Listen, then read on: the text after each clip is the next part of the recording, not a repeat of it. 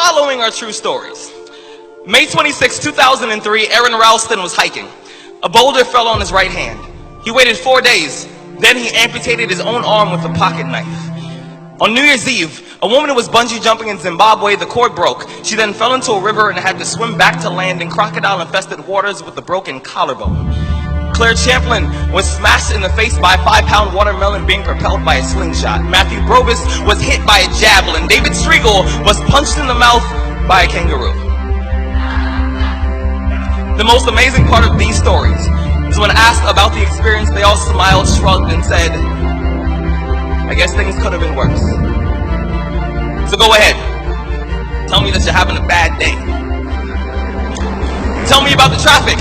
Tell me about your boss. Tell me about the job you've been trying to quit for the past 4 years. Tell me the morning is a townhouse burning to the ground. Tell me the snooze button is a fire extinguisher. Tell me the alarm clock stole the keys to your smile, drove it into 7 a.m. and the crash totaled your happiness. Tell me how blessed are we to have tragedy so small it can fit on the tips of our tongues. You see, when Evan lost his legs, he was speechless. When my cousin was assaulted, she didn't speak for 48 hours. When my uncle was murdered, we had to send out a search party to find my father's voice. Most people have no idea that tragedy and silence have the exact same address. When your day is a museum of disappointments hanging from events that were outside of your control.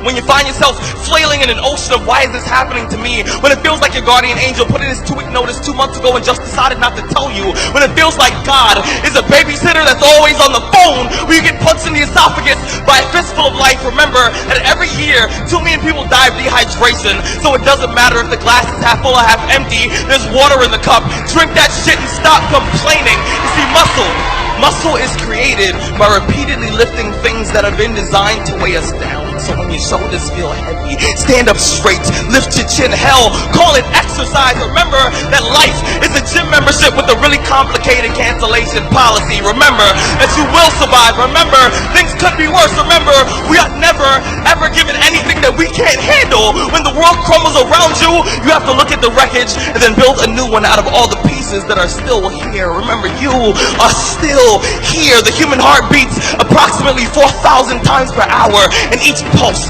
each throb, each palpitation is a trophy engraved with the words, you are still alive. You are still alive. Act like it.